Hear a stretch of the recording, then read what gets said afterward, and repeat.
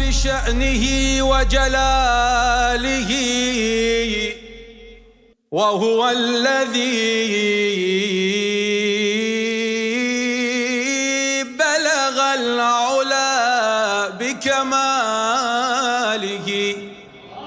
اعوذ باللہ من الشیطان الرجیم. بسم اللہ الرحمن الرحیم. الحمد للہ رب العالمین.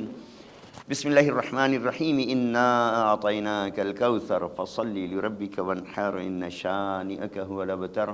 اما بعد. بسم اللہ الرحمن الرحیم. اذا السماء انفطرت واذا الكواكب انتثرت واذا البحار فجرت واذا القبور بعثرت علمت نفس ما قدمت وأخرت یا ایہا الانسان ما غرک بربک الکریم. عزیزان گرامی، السلام علیکم ورحمۃ اللہ وبرکاتہ. القائم ٹی وی کراچی پاکستان سے ماہ رمضان المبارک 1445 ہجری کے تفسیر قرآن، ترجمہ قرآن کا یہ درس ہم اور آپ کے درمیان. آج ہمارا موضوع سورہ مبارکہ انفطار، اور یہ 82واں سورہ ہے قرآن کریم کا، سورہ نمبر 82. 19 آیات اس سورے میں ہیں اور ایک رکوع پر مشتمل ہے. اور جل جلالہ مسلسل 30ویں پارے کے ان ابتدائی سوروں میں حضرت انسان کو انذار کر رہا ہے، ڈرا رہا ہے، سمجھا رہا ہے. ڈرانے سے مراد یہ نہیں ہے کہ ڈرا رہا ہے تو اس کا مطلب یہ ہے کہ وہ ایسا کر جائے گا. وہ ڈرانے میں انسان کی اصل کی طرف اس کو راغب کر رہا ہے. وہ اپنے رحمتوں اور برکتوں کا جہاں جہاں ذکر کر رہا ہے، اس کے بعد پھر وہ ڈرا بھی رہا ہے کہ دیکھو اگر ایسا نہیں کیا، یعنی میرے احکام پر عمل نہیں کیا، تو پھر تمہارا کوئی حامی و ناصر نہیں ہے. اس لیے کہ مددگار صرف اللہ ہے، اس لیے کہ ہاتھ تھامنے والا صرف اللہ ہے. اور اس نے ہاتھ تھامنے کے لیے دنیا میں اپنی جانب سے اپنے انوار کو جسم انسانی میں بھیجا کہ تم کر کے بتاؤ کہ ایسے کرنا ہے. اور پھر ان کے لیے کہا کہ یہ میری بارگاہ میں قابل قبول ہیں، ان کے وسیلے سے آؤ گے تو کامیاب ہو. جیسا حضرت آدم علیہ السلام کا بارگاہ رب میں اقرار، اپنے گناہ نہیں کیا، انہوں نے کسی قسم کا کوئی ایسا کام نہیں کیا جو اللہ کو پسند نہیں ہے. اکراہ تھا، بہتر تھا نہ کرتے. ایسا عمل تھا کہ جو گناہ نہیں تھا لیکن اللہ کی طرف سے ممانعت تھی کہ بھی لا تقربا هذه الشجرہ، ظاہری ترجمہ اس درخت کی طرف نہ جاؤ. تو اس عمل پر جب حضرت آدم علیہ السلام نے اللہ سے کہا کہ بخش دے، تو اللہ نے کہا ہم تمہیں نام تعلیم دیتے ہیں، ان ناموں کے وسیلے سے آؤ. یعنی وہ نام کا حامل فرد جو ہے جسے میں نے بھیجا ہے وہ میری بارگاہ میں قابل قبول ہے، تو میں اس کا وسیلہ دے رہا ہوں کہ ان ناموں کے ذریعے آؤ. پوری تفسیر ہے اس کی کہ حضرت آدم نے جب وہ نام پوچھے، اللہ نے بتایا تو کہا یہ تو جنت کے دروازے پر لکھے ہوئے ہیں. اور ان ناموں کے وسیلے سے اللہ نے بخش دیا. اور اس کے بعد پھر ہمیں بھی حکم دیا کہ تم بھی توسل کرو، وسیلہ اختیار کرو، تاکہ اپنی اصل پہ باقی رہو، اپنی حقیقت پہ باقی رہو. پہلے ڈرا رہا ہے، پہلے بتا رہا ہے کہ دیکھو میرا احکام کا منکر، میرا منکر یا میری ذات میں شرک کرنے والا یا میرے احکام کو نہ ماننے والا، اس کے لیے میں نے کیا عذاب رکھے ہیں. بسم اللہ الرحمن الرحیم. اللہ کے نام سے شروع کرتا ہوں جو بڑا مہربان اور نہایت رحیم ہے. اذا السماء انفطرت، جب آسمان پھٹ جائے گا، اور جب تارے جھڑ پڑیں گے، اور جب دریا بہہ کر ایک دوسرے سے مل جائیں گے، اور جب قبریں اکھیڑ دی جائیں گی یعنی کھود دی جائیں گی، تب ہر شخص کو معلوم ہو جائے گا کہ اس نے آگے کیا بھیجا تھا اور پیچھے کیا چھوڑا تھا. یعنی یہاں پروردگار بار بار ہمیں متنبہ کر رہا ہے، بار بار ہمیں اس طرف راغب کر رہا ہے کہ دیکھو تمہاری اصل پاکیزہ ہے، تمہاری اصل بلند ہے، تمہاری اصل ایک عام عصمت رکھنے والی ہے. ہر پیدا ہونے والا بچہ معصوم ہے، عام عصمت رکھنے والی ہے. اچھا، یہ عصمت جو دی ہے اس کو کیا کرنا ہے؟ کہا کہ اس عصمت کو احکام الہی کی پابندی کر کے، اس کے کہے پر عمل کر کے، اس کے بتائے ہوئے راستے پر آگے بڑھ کے اس عصمت کو بلند کرو، بلند کرو، اتنا بلند کر لو کہ پھر نبی اللہ کے خاص مصاحبین میں آ جاؤ، نبی اللہ کے چاہنے والوں میں شامل ہو جاؤ، نبی اللہ کے احکام کے پابندوں میں شامل ہو جاؤ. اور جس طرف اللہ کے آخری نبی نے راغب کیا ادھر چلے جاؤ، انہوں نے جو بتایا اس کے اوپر عمل کرو۔ اور اس کے بعد پھر بڑا عجیب، بہت عجیب جملہ ہے ذان گرامی سورہ مبارکہ انفطار میں، یا ایھا الانسان ما غرک بربک الکریم۔ قربان جاؤں ذات اقدس مولا کائنات امیر المومنین علیہ السلام کے نہج البلاغہ میں آپ نے پوری اس آیت کی تشریح کی ہے، ما غرک بربک الکریم، اے انسان اللہ کے کس پروردگار کی کس چیز نے تمہیں دھوکے میں ڈال دیا، کس چیز نے تمہیں دھوکے میں ڈال دیا؟ یعنی وہ اگر رحیم و کریم ہے تو اس کی رحمت و کرم نے تمہیں دھوکے میں ڈال دیا، بخش دے گا بخش دے گا بخش دے گا، جبکہ اس کے بالکل ساتھ ساتھ وہ جبار اور قہار بھی ہے۔ اور جب رحیم و کریم ہے اور جبار و قہار بھی ہے تو عادل بھی ہے۔ عادل وہی ہے اللہ، اللہ ہی عدل ہے، عدل ہی اللہ ہے۔ اصول دین 5 ہیں، ہاں، اول توحید، دوسرے عدل، تیسرے نبوت، چوتھے امامت، پانچویں قیامت۔ یہ توحید کے بعد کے ساتھ جو عدل ہے، تو ایسا نہیں ہے کہ عدل ایک صفت الگ سے اللہ میں آ گئی ہو، نہیں، جو عدل ہے وہی اللہ ہے، جو اللہ ہے وہی عدل ہے۔ تو جہاں وہ جبار و قہار ہے کہ جو ان ابتدائی 30ویں پارے کے ابتدائی سوروں میں وہ بار بار اپنے قہر کو بیان کر رہا ہے، اپنی جانب سے عذاب کو بیان کر رہا ہے، عدل بھی ہے، عادل وہی ہے۔ تو ایسا نہیں ہے کہ وہ خدا نخواستہ کوئی شخص ذہن میں کر لے کہ اس نے اللہ نے یہاں پر ظلم کر لیا، جو ظالم ہے وہ اللہ نہیں ہو سکتا، جو اللہ ہے وہ ظالم نہیں ہو سکتا۔ تو اگر وہ کریم ہے، وہ رحیم ہے، وہ حلیم ہے بے شک، تو دوسری جانب وہ جبار بھی ہے، وہ قہار بھی ہے، وہ زبردستی، یعنی ہم اس لفظ کو استعمال کر رہے ہیں کیونکہ شان الہی کے خلاف ہے، زبردستی یعنی وہ گھیر لیتا ہے، وہ دھر پکڑتا ہے۔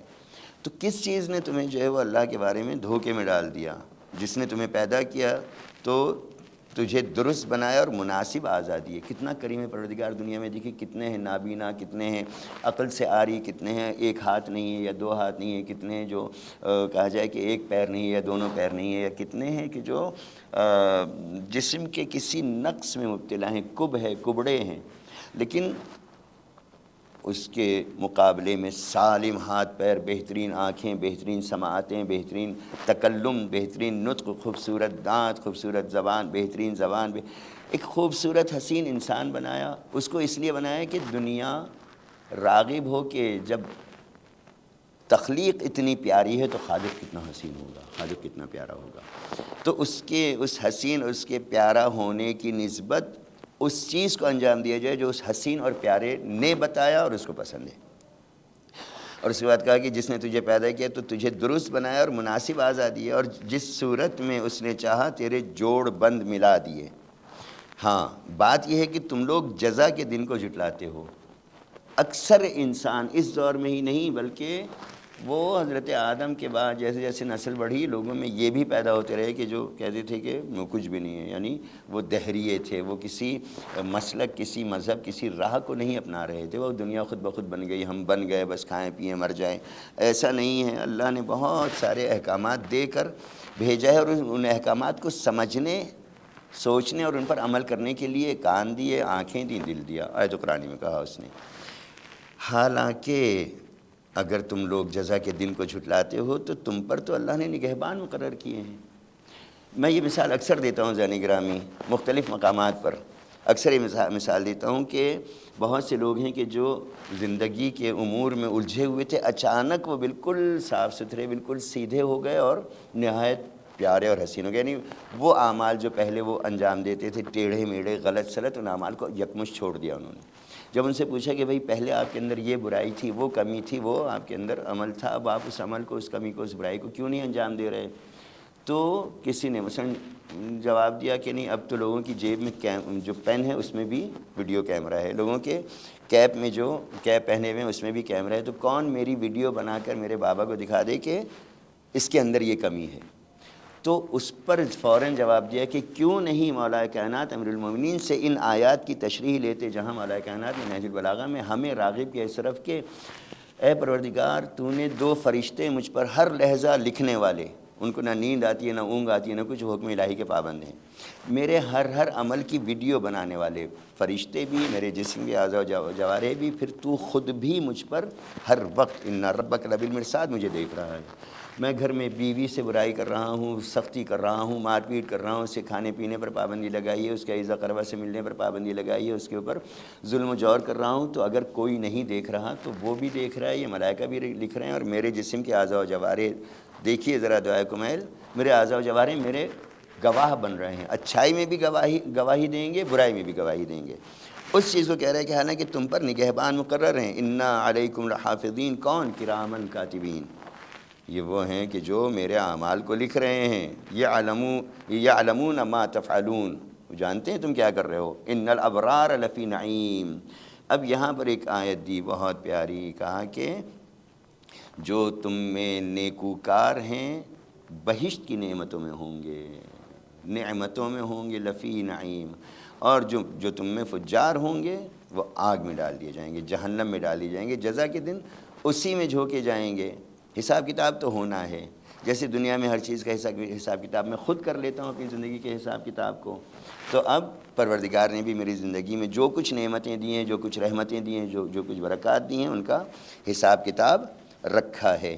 تو بس اس دن کی بات کر رہا ہے کہ اس دن، جزا کے دن جو میں نے ایک معین کر دیا ہے، اس میں نیکوکار کو نعمتیں ملیں گی، جنتوں میں، بہشت میں ہوں گے، اور بدکاروں کو یقیناً جہنم میں ڈال دوں گا۔ پھر تمہیں کیا معلوم کہ جزا کے دن کیا چیز ہے؟ اس دن کوئی شخص کسی شخص کی کچھ بھلائی نہیں کر سکے گا۔ بہت اچھا موضوع ہے۔ اس دن کوئی شخص، یعنی اس دن سارے نامہ اعمال بند ہو جائیں گے۔ ہم نے کہا پھر اس سے پہلے انتقال ہو جائے ایک فرد کا، مر گیا، دنیا میں بہت سے کام ایسے کیے تھے کہ جو اللہ کو پسند نہیں تھے، مثلا کسی کا مال غصب کر لیا، کسی کا حق کھا لیا، کسی کا مثلا زمین قبضہ کر لی، کسی کا روپیہ قبضہ کر لیا، کسی کا، تو کیا ہوگا؟ تو کہا کہ ہم نے جو برزخ رکھی ہے، اس برزخ کی ایک وجہ یہ ہے کہ جو تمہارے زندہ دنیا میں موجود ہیں وہ تمہاری طرف سے صدقات، خیرات، تمہارے واجبات، نماز، روزہ، قرض، حج جو تمہاری گردن پر ہیں، ان کو وہ دنیا میں ادا کر دیں تمہارے ہی مال سے، یا اگر تمہارے پاس مال نہیں ہے تو اپنی طرف سے تمہارے واجبات کو ادا کریں، تاکہ برزخ میں رہتے ہوئے تمہارے کچھ نامہ اعمال جو اسے پسند نہیں ہیں ان پر وہ ختم کر دیے جائیں، ان کی جگہ نیکیاں آ جائیں۔ اس سورہ مبارکہ انفطار میں اللہ نے بہت سختی کے ساتھ بات کی ہے کہ نیکی کرو گے تو اپنے اصل گھر پلٹ جاؤ گے، بدی کرو گے تو جہنم میں جھونک دیں گے، ہمیں پرواہ نہیں ہے۔ وصلی اللہ علی سیدنا محمد وآلہ الطاہرین، اللہم صلی علی محمد وآل محمد وعجل فرجہم۔ یا ابا عبداللہ، یا ابا